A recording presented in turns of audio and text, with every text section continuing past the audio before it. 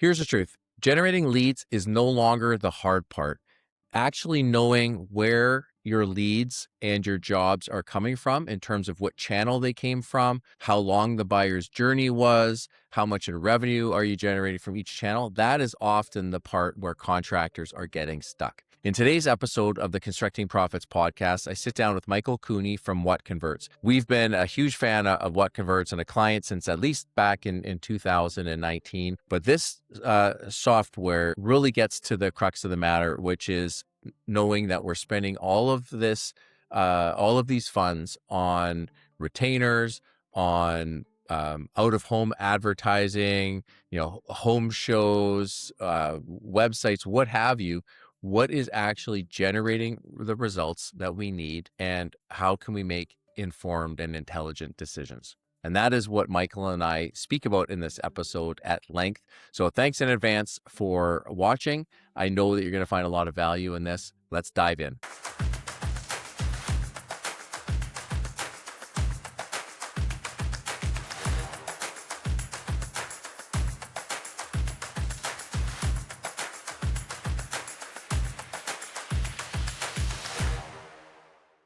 Hi there, Michael. Welcome to the Constructing Profits podcast. How are you doing today?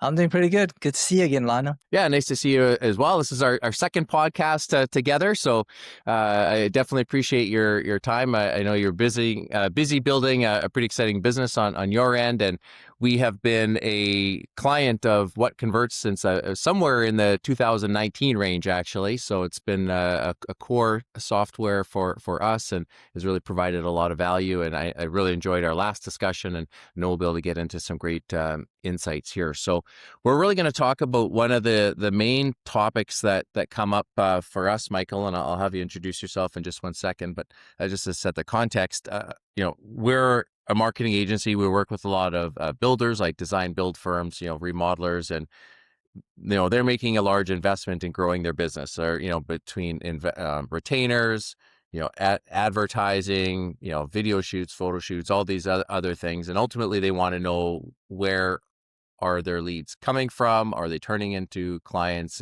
Is their business growing at or greater, than the rate that they're investing in? And while those seem very simple questions, they can be challenging to be able to answer, of course, right? So that's why we really wanted to have a discussion and have you share your expertise on both the tool, but also like what are the problems that a lot of contractors and builders are dealing with, and then how do we help provide some different options with that. So just wanted to set that as our initial jumping off point. But Michael, if I could have you introduce yourself, who you are, and what Converts is all about, and we'll dive right in. Yeah, thank you for having me, Lionel. And it's been a long time since we met, so it's great to meet again. Yeah, so WhatConverts, we created it because we were a marketing agency back in the day, and it was just really difficult to prove what marketing was working, prove that the campaigns we were running were generating real results. And I just got fed up after a client meeting, and we had so much tracking, we could show them so much data, and they still had questions. And so we built a platform which tracks every result from your marketing. We bring it into a database. And when I mean every result, we mean every lead, meaning every phone call, form, chat, appointment, sale. We bring it all into one place. We track every attribution point, every conversion point, and then we provide reporting and lead management. So when your client asks you like, well, all those leads you brought me, they seem to be existing customers. You could actually pull up the data very easily and show, they're an existing customer. They came from marketing, and they also came back from marketing again. Right. So it's just a way to show that marketing is delivering real value for the business. And I think, I see both sides, from the marketing agency and on the client. And our product isn't just to, promote the agency. We want to seek truth. We want the truth, and we believe agencies and business owners, they just want the truth, to know where they invest their money, and when they're investing money, that they're getting a return on their money. And so we've created a tool that collects all the data, but then we give you the tools that make the data accessible and easy to see insights. And then on top of that, allows you to optimize your campaigns. So, our mission is to prove marketing ROI and then to grow it. And it's actually, we've made a shift in our mission statement lately. It's from prove it, grow it, scale it. So when we say prove your marketing ROI, then grow it for your client, the scale it portion is for agencies to grow their agency based on a firm foundation of setting up solid campaigns that deliver results with an ROI, so you can reinvest and keep on growing your agency and your client. Now, from my understanding, you work a lot more with agencies like us rather than the end user, right? At the actual business. But and you've been building this company for many years. But what do you typically see when you look at a typical business before they have call and lead tracking in place? I'm sure you have lots of examples or stories of some of the challenges that they're having there, right? Like, so what do you often see when this is new for someone? Yeah, I mean, you see the lights come on. They come to us, and we've got 6 main problems we solve, and some of them are different stages. So the guys that have never done call tracking before, and all of a sudden they see that those hundreds of calls came from marketing and resulted in sales, it's eye-opening for them. And sometimes it's a sense of relief, sometimes it's almost jubilation. They are so excited. And then we recently had a customer where they were doing marketing for a company, and the company called him up and he says, "Hey man, I don't know what you've done, but our sales have just exploded."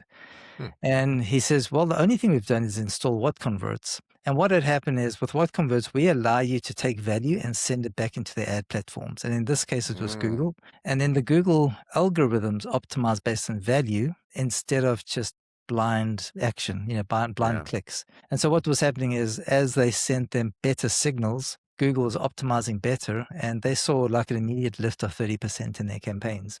That's outstanding. Michael, I'll tell you, one of the things I love about having these conversations, as much as I said I've been a client since 2019, and I feel I know quite a bit about your platform, that's one thing that I wasn't aware of. So I always take away my own nuggets, of how we can improve results for our clients. But yeah, that's a really important point. And actually, one thing that we see quite commonly, and this is a common struggle between an agency and a client, is we're busy generating leads, and sometimes that client has never used a CRM before, right? Or they have it, but they don't actually use it. So then they aren't checking off, if someone's qualified or not. So then we have no idea.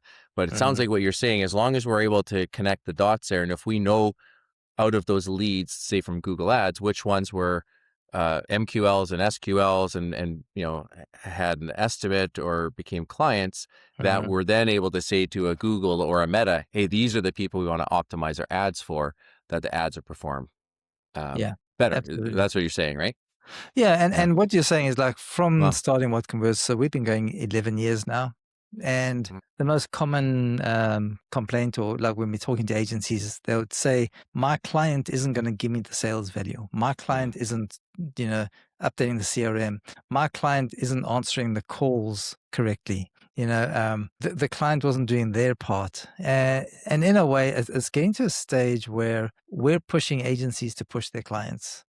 Yeah. And we're also saying, we're recommending, we're putting playbooks in place for the scale it of the agency portion, where we're saying you need to have a client meeting, and there's an SLA, a service level agreement, on like, we're doing this, but you got to do your part. And they're holding the client accountable, because if you're doing all the marketing and you're generating all these great phone calls and the client doesn't do their part, it affects your campaign, and then you're just spinning your wheels. So that's one of the things I mentioned earlier. We're doing for marketing what the CRM did for sales. And if you think about that, the CRM was able to reveal the value of the salesperson. It was able to create structure, create a single source of truth for once a lead came in, it could follow it through the sales process. That's what we're doing on the marketing side.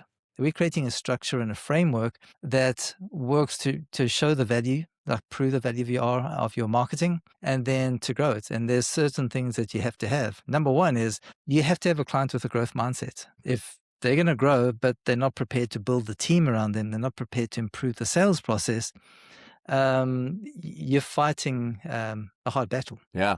Well, and you just made me think of some of our leadership team. I had a meeting this morning just talking about, the ideal clients to work with. And, we've had some over the years where, they, even though they're the business owner and leader, they're putting the onus on other people like us, for example, and other companies, helping them out, where ultimately if I'm running the business, the onus is on me to take responsibility, right, and do the things that we need to do. So yeah, that's sort of a common area of back and forth, between the agencies and clients that we found. So yeah, definitely having those ones that are like they're begging for leads, and that's maybe not the right word, but definitely want leads. But hey, when we get them, like, we need you to do your part and Yeah. jump in right away, right, and share what you're Uh, seeing.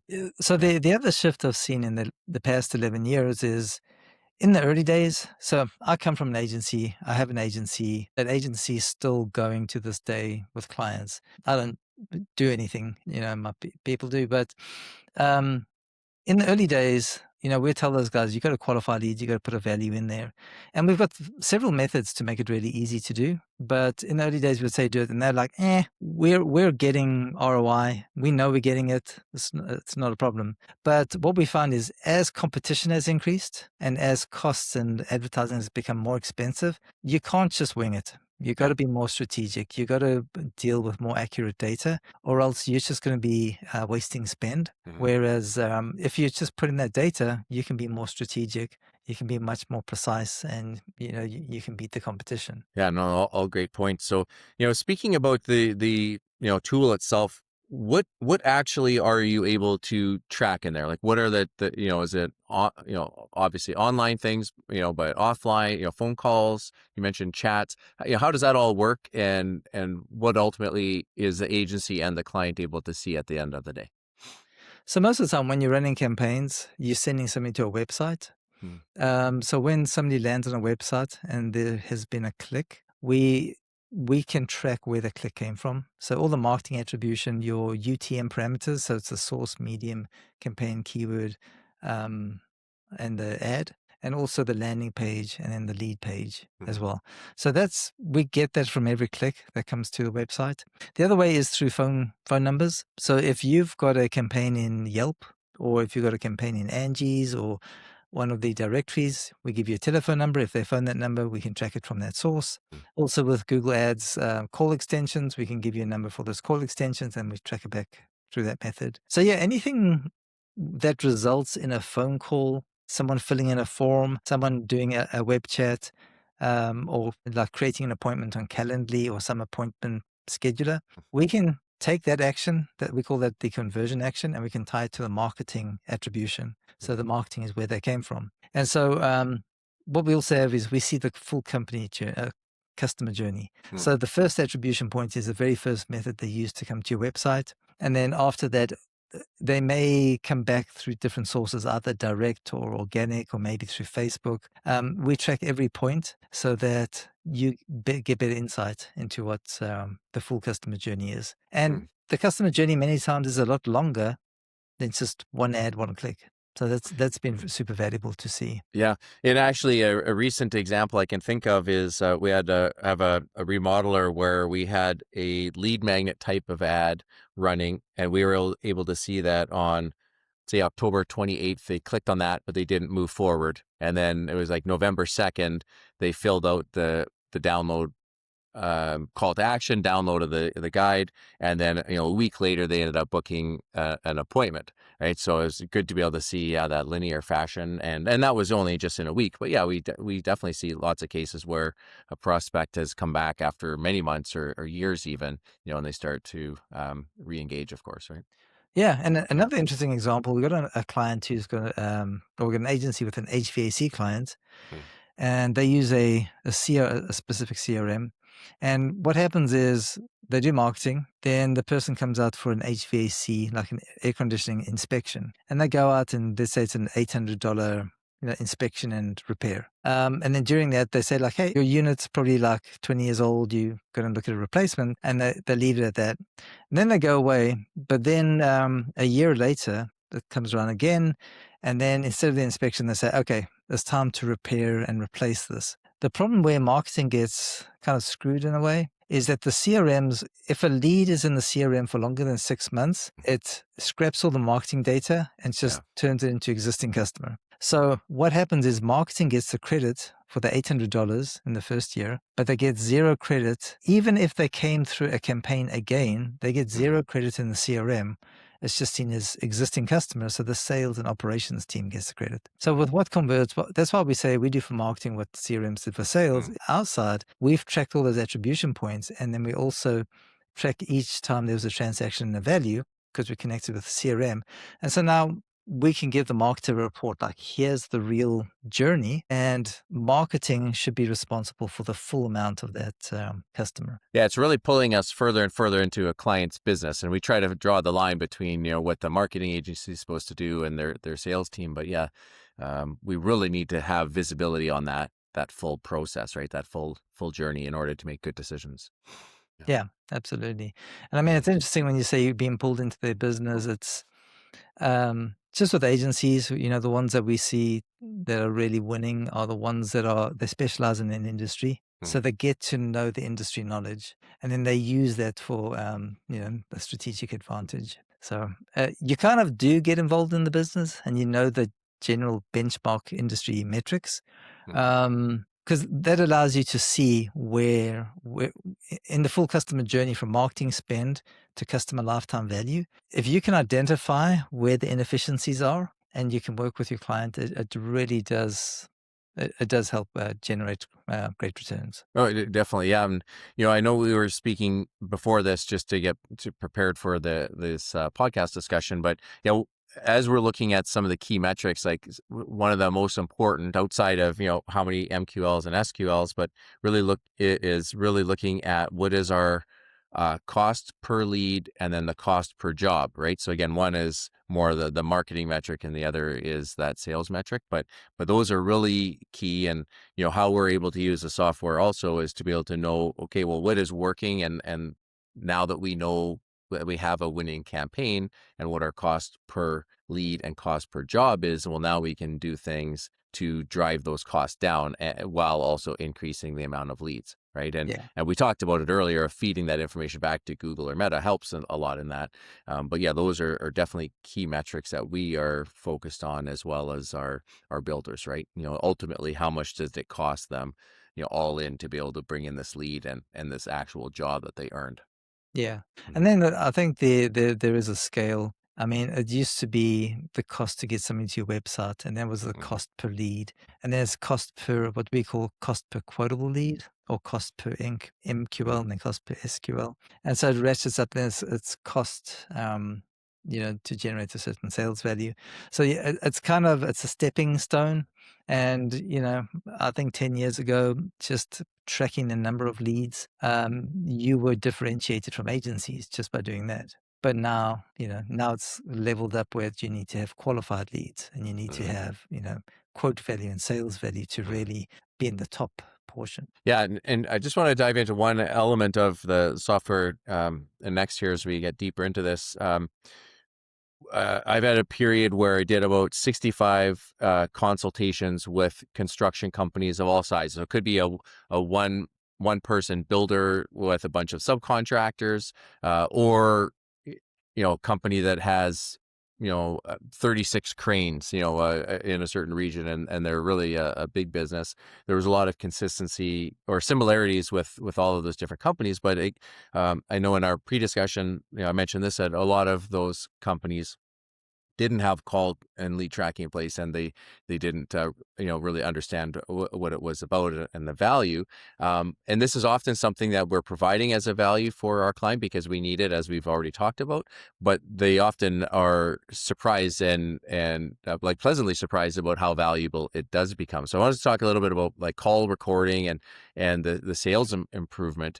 So when a prospect, or when one of our clients actually has call tracking and call recording in place, in your experience, what are some of the values that business are able to realize from having that data, whether it's a transcripts or being able to listen to phone calls? Yeah, I think there's different stages where they see the value. Initially, it's just knowing like, hey, these phone calls came from these campaigns. Like that's an awesome value when they first see it. And it's like, they realize, okay, I'm spending money and I'm getting these phone calls. Each phone call is an opportunity. And many people, they're willing to pay a certain amount per opportunity. So that's the first value add. The one that agencies love, so not the end client, the one that the agencies love are the transcripts and listening to phone calls, because they can make sure that the sales side is being done. And it feels like I'm being repetitive in this, but it Yeah. genuinely is a common problem with many agencies that we deal with. It's Mm. just they could have $1 million phone call and then nobody answers it. And so, or they can have $1 million phone call and the people on the other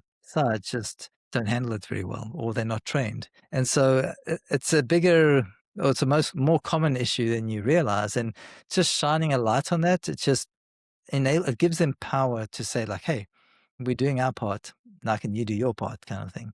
The agencies really find this very, very useful, but also the clients, or the business owner love it as well, because they may not be the one answering the phone. And they can say to the staff, hey guys, we're spending a lot of money here. These calls are coming in, we need you to, follow this process or answer it in this way. So Yeah. I'd say early on, those are the big ones. Mm.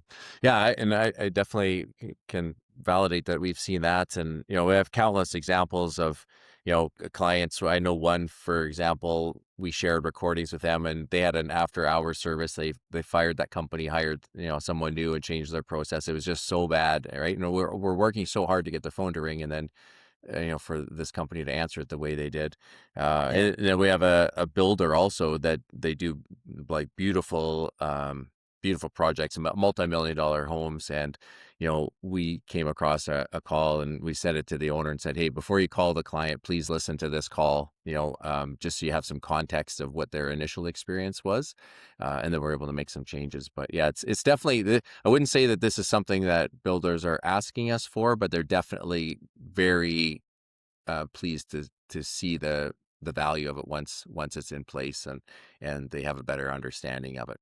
So, Yeah, no, yeah. it's amazing when you said that. I've got an example where we had a company that sold exotic cars, and somebody called in and said like, hey, I'm on your website and I see you have a Ferrari, that was worth hundreds of thousands of dollars. And they're saying, is that still available? And the receptionist said, nope, it's not available. And so Yeah. the And marketing team yeah. like saw this and they sent it to the CEO and said like, hey, this just happened. And he got back on the phone and he called the customer back. He says, hey, that car is available. And then they sold the car. So, I mean, it's just, that's several $100,000 Yeah. just poof, gone. Yeah. Yeah. For So, sure. Yeah. That's, very important, especially because think about the whole machine that's in place to bring eyeballs to a website, get people to put their hand up, fill out a form, chat with us, give us a call, and then to drop the ball on this stage is pretty detrimental, of course, right? yeah. I know one thing that we did with a client, with WhatConverts, is we had, I believe it was well over 100 phone calls, but we were able to download all of the transcripts and analyze it, through AI, which is where we're going to move next year, Michael. But we were able to use that information to identify, like, we knew that the FAQs were, but what are the real questions that people are asking and how are they being answered? We also used that content to be able to help build the knowledge base for their website chat as well. So it was, again, super helpful. But if it wasn't in place, that would have been a huge gap, right? So, no better way to find out what people really think about or what they care about and what they're asking for than to actually have like 100 plus, live calls that we can, analyze, right? Absolutely. Yeah. Yeah. So, I yeah. think Oh, that sorry. Go ahead there, Michael. No, I just think when you mentioned the transcripts, we've done it as well. But in the early days, I'd recommend just, when you get a new account, listen to the first 100. I mean, 100 sounds Mm, like a lot, but over the period of a week or two, listen to 100 calls. mm, And just what you're looking for is the patterns. mm, And as a marketer, I found super insights that allowed me to target and get really strategic campaigns running. Listening to it gave you those insights, but now we've also used LLMs. So there's Notebook LLM, and I've even downloaded salespeople to demos. And so I downloaded the last 100 demos where the demo became a client. mm, And then we said, okay, what are the issues? What are the problems? mm. And out of that, same thing that you're saying, we found the common issues, and then you can target those. So yeah, that data is super powerful. And AI, it's super interesting. Yeah. Yeah. So let's talk about that for a few moments. And actually, I just had a conversation with Liza Hausman from House, actually. And what we were talking about was, AI and how it's changing how builders or how contractors are being presented to prospects, right? Like AI is actually recommending one company over another, right? But also how can contractors use AI within their workflow? So, for you folks specifically, how has AI been playing a role in the data that we're able to see, how we're able to use it? We just talked about a couple examples, but yeah, if we can maybe spend a few moments just on this topic. Mhm. And I know it's probably changing day by day as well, but yeah, it'd be interesting to hear where you're at with Yeah. AI and how it's changing the landscape. Yeah, I think so. With AI as a company, we've been cautious not to roll out something because of the hype. Mm, So there's been you've seen the hype cycle. It's like, this is changing everything. Jobs are going away. And it's like, oh, hold on. No, they're not actually going away, but it's good. But then each hype cycle, it gets a little bit better. New yeah. models come out and it is increasing, and wonderful business applications in our company. We use it, for content, but we got to a stage where it's not just generic content. It's really valuable content that Mm, meets our objectives and all that. We use it in rapid prototyping. But for the lead management point of view, where you can see patterns as a human, you can use an AI agent to see those patterns, and they do it quicker, mm, much more specifically. So, for instance, we listen in phone calls, and it's like we can ask it, was an appointment booked?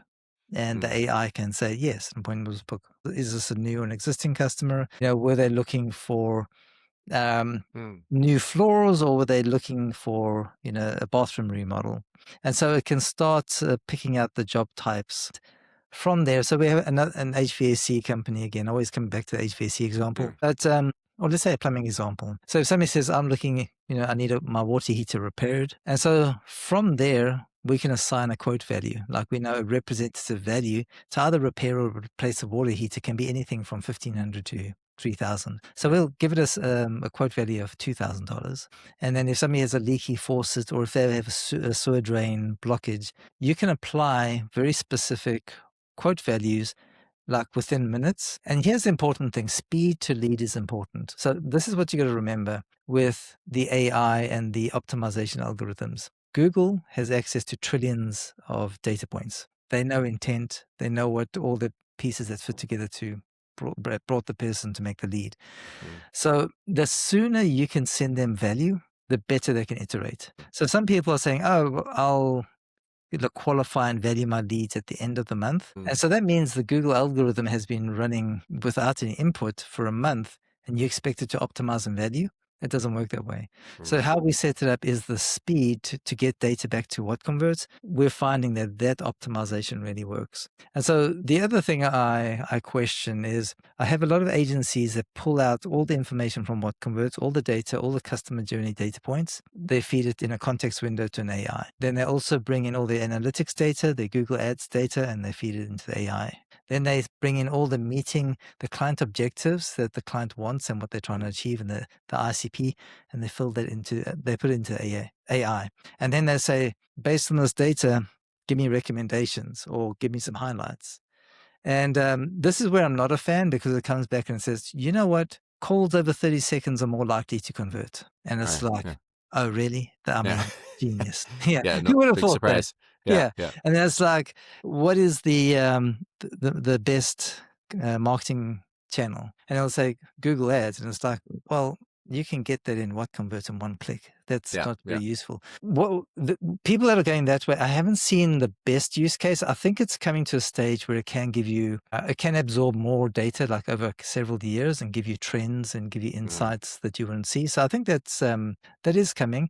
But even with that, if you gave me the choice, if I could have all the data and I plug it into a CRM and it can give me these insights, or can I just get the sales value straight from the CRM that I can send to Google? Which one would I take? And I would take the sales value, because I mm, know that the data that the Google algorithm runs on and the machine learning that they've developed is far better than anything we can develop. And they have 1,000 times more data than you have access to, but they don't have the value. So if you can send them the value, that's where the AI algorithm, we've just seen really great optimization from that. okay. So yeah, just another reason why, the end user or the client should be utilizing their CRM and making sure that their data is accurate, right, and timely.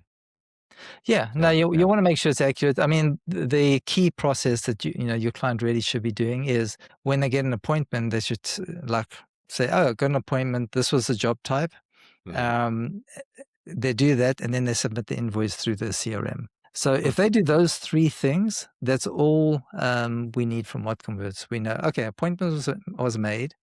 It was for this job type. So if we get the job type, we can then estimate a quote value Right. and we can immediately send that back to Google.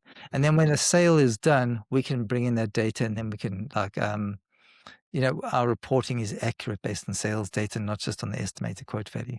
But the quote value for Google Ads purposes is plenty. It's great. Yeah. All right. Now, one quick question, if I can ask this, and I don't want to get too technical or too into the weeds here, but if someone has their what converts connected properly, plus they're integrated with, say, Google Ads, the ads, and their CRM, whether it's HubSpot, high level, what have you, right? Mhm. That's really all that would be needed to be able to feed that data back to the ad platforms, or would there be more that someone would need to do? Yeah, so inside a platform, we've got something called lead intelligence. So when we get the job type, we basically just need a table from you for these job types. What represents the value do you want? And then we create a lead intelligence rule. So whenever we get a job type appointment, we then update the quote value and send that back to Google automatically.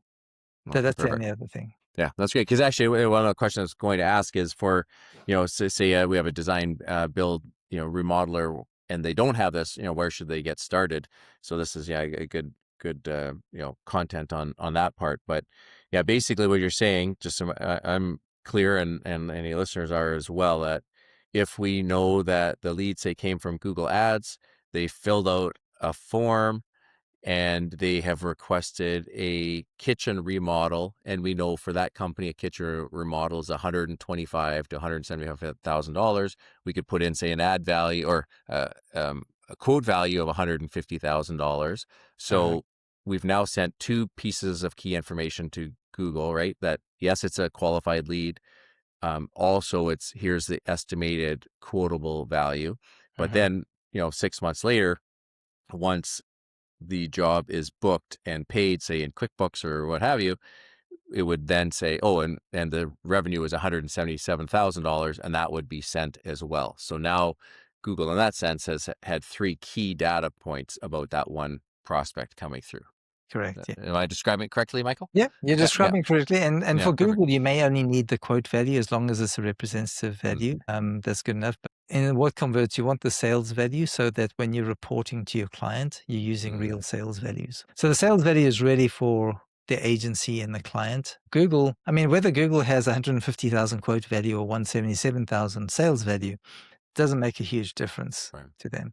You can send both, and you can update that value Mm, in Google. So it depends on up to you. But for now, it's like if you give them quote value as a conversion value, that's more than enough. But okay. here's another insight that people don't see, and it's just because I've got access to a lot of data. There's an e-commerce software that tracks the return on ad spend, the ROAS. And so tracking ROI or ROAS is easier with e-commerce because you got your spend and then you got your value in the checkout.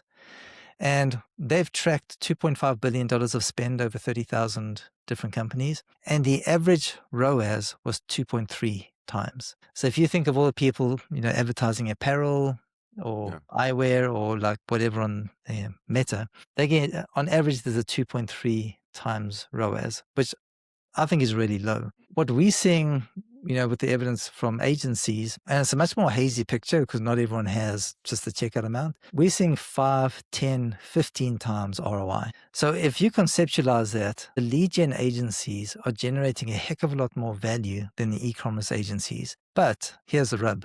It's a little bit more difficult to Mm, track. There's a little bit yeah. more work you have to put in. And we've got the platform. And we're not saying you don't have to do anything. But we're saying if you put in the effort to do it, it elevates your agency to another level just by putting in a little bit of work. Well, that's great insight. Yeah, and definitely it is more challenging with, the time frame that someone could be in discussions with the prospect, right? That from that first click to the contract. it's definitely spread out. But no, that's great to know. So if you were, one of my final questions here, if you were advising like we do, and I know you have access to a lot of companies, but if you're advising design build, remodeler, say they're doing $3 to $10 million and they do want to grow profitably, how important would you say that this topic and overall attribution of their marketing dollars is in their growth and making sure that they're able to be doing that profitably? I think it's huge. I know it's huge. So I could answer that question in a lot of ways, but you said the key one of the key points that I look for is they want to grow profitably. And so not all companies want to grow. So over COVID, bathroom remodelers and kitchen remodelers, they had more work than they knew what to do with. So they didn't want more jobs because they were at capacity. That's a terrible client to have as an agency because leads are worthless to them if they can't add more. So I think that's a key factor that agencies absolutely have to look for is they are looking for a company that wants to grow. And so another example, I've got an agency that handles plumbing companies, and they go for the higher spending companies. And they said, okay, they have to have a baseline that they've met 5 million a year, but they will only take them as a client if they want to double, if not triple their revenue over the next 3 to 5 years. If they don't have that desire, they're like, okay, you're not a good fit for us because there's no delta for us to show our value. So when I come to bathroom remodeling, I always have a little check in the back of my head. It's like, can they handle the growth? If we now book them with another 5 jobs, are they at capacity or is there going to be more and more capacity? The beautiful thing with the plumbing industry is there's always more. They've got 10 trucks that the technicians, they have to keep them busy all the time. So they have to advertise. I don't, do you understand what I'm saying about? Yeah. Oh, definitely. Yeah. And I can actually think of that exact situation where I had a remodeler, a high-end remodeler we worked with for quite some time. And actually because of, and I hadn't thought of this before, but because of the call and lead tracking, we were able to see when leads were coming in, but we were also able to hear the calls, and the prospect was excited to book an appointment because they had heard lots of great things about this company. And then they said, okay, great. We can come out in 6 weeks or something like that. And you could hear just the air come out of, the prospect, right? So we were able to share calls like that. And our discussion with the owner was, we know this was well after COVID, but still there was, some effects of it. But we said, hey, we know that you can't start their project for many months. You're booking, say, 6 months out, but we now have leads coming in that aren't from referrals. These are from Google ads, Meta ads, what have you. These people don't know, like, or trust you at all for the most part, right? We need to hop on them right away. So even if you can't start the build right away, how can we structure things so you can get out to these people for that in-person meeting, even within the first week? And it wasn't a simple answer, but what the owner was able to do, and thankfully, because leads were going in the right direction and they had the business to support it, and they were, as you've just described, really eager to grow rapidly, the owner hired a sales manager, which then freed up their time and basically doubled their capacity, so they're able to get out to see people sooner. But really, again, it was having the insights that we've just talked about, over this conversation that helped that situation. And it was a major impact for that business. And also it made the owner less tied to every sale in their business, which was a nice, byproduct of working together. Yeah, no, that's a great outcome. Yeah, because it's interesting. We went to a roofing conference the other day, and we spoke to some roofing companies, and they were like, yeah, all our stuff comes from word of mouth. We never do any advertising, and we got a full book of business. And so it's like, okay, so you're happy with where you are? Yep. You're not looking to grow? No, we're not looking to grow. We're happy with, okay. You're not a good client for an agency because you don't want more. So yeah, the same thing. And then, so I tell this story of the plumbing company where, they have very strict guidelines of who's a good fit. And I don't know about you, but in my agency time, there have been times where I had bad clients or bad fit clients, let's say. Yeah. And I knew they were a bad fit and it never ends well. And so like with WhatConverts, I tell my sales guys all the time, I know you guys want to make a sale. I know you guys want commission, but if they're not a good fit, you need to turn them away. We don't want them. And you're going to be, it's just, it costs the company more. So I think telling agencies like you shouldn't take on every client. They have to Yeah. fit a specific, criteria for your business. Well, that's sage advice, Michael, and very timely, as that was also part of our leadership team's discussion earlier this morning in our weekly meeting. So that was actually a big part of Which some of what the things the that we're good working client on. fit? Yeah, exactly. Just making sure, because and we want to treat people right, and we want people that they see us as having a partnership, and we're here to be able to grow their business, and they are eager to do the things that we want them to do, Yeah. because that's what they have said that they want, right? So yeah, Absolutely. definitely. No, Yeah. it's so important. I mean, I've got one more example. So Sure. we've got two flooring companies that do, hardwood floors, identical product, identical offerings. One does, a little over $1 million a year, and the other one does 15 million a year. And it's like, well, what's the difference? Well, the one put in the infrastructure to grow, put in the marketing, and then scaled up. But it just shows you the very same type of company that does the same services, and one's 15 times the size of the other one.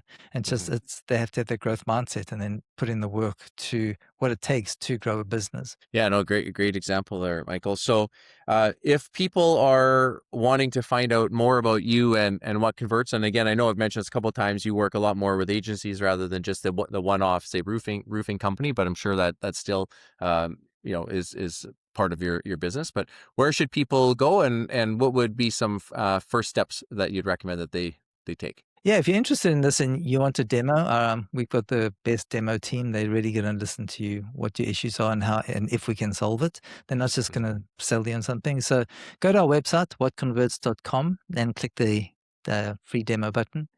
If you want to, I'm on LinkedIn, so Michael Cooney on LinkedIn. If you want to connect there, that'd be great as well. Well, that's great. We'll make sure to have that in the podcast show notes, Michael. And one of our goals of this podcast is to be able to have real conversations like we've had. And this has not been a sales pitch on WhatConverts by any means, although I've spoken very glowingly of it, right? Yeah. But it really is again a core part of our business of delivering results for clients. And as I mentioned, we've been a client since 2019. And I was just speaking with another agency as well, and they knew that we had a personal connection, and had shared our past podcasts, and they just had glowing comments about you, and just saying the best support out of any software that they have, and really appreciate everything that you and your team are doing. So Oh, I did want to, that's great yeah. to hear. The team Yeah. love hearing those, Yeah, hearing yeah, that. for sure. So lots of kudos to you guys. Yeah, and I've sent lots of support emails over the years, and your team's always been super fast to help us get things sorted out. So I did want to publicly thank you for that here. But no, this has been a great discussion, and as I mentioned there, it really is a core element, because we have all of these great things that we can do, but ultimately, what is working, what isn't working, and can we see that, and can we prove that? That is again that crux everything that we're doing here, and you folks play a big role in that. So thanks once again, Michael, for joining us on the Constructing Profits podcast, and I'll look forward to our next discussion. We'll have to get that on the calendar, but I wish you guys continued success, and thanks for everything you're doing for our company and those that we serve. Thank you, Lionel. I appreciate it. As a business owner, do you ever get the feeling that something is just off in your business? Sometimes it's hard to put your finger on it, but it's almost like we're just getting half of the story. Well, that's exactly what it's like to not have a strategic sales and marketing strategy in place. If you would like to have a team dive into your business, find all of the things that you're doing really well at, areas for improvement, what order of importance all of those action items should be in to be able to impact revenue and profit in your business, please go to constructingprofits.com and book a strategic consult today. Finally, I'd just like to say thank you very much for listening to the Constructing Profits podcast. Assuming you found a lot of value today, and I really hope that you did, please share it with a fellow contractor who's looking to aggressively grow their business. We'd love to have a conversation with them. Now, in this episode, we shared actionable insights. We're not saying things just for shits and giggles. We want you to be able to get some nuggets and actually apply them to your business right now. So think about this past episode. What was the one thing that you could implement in your business today and go and do it. Okay? So let's build strong, let's build smart, and let's build a profitable business. We'll look forward to seeing you in the next episode.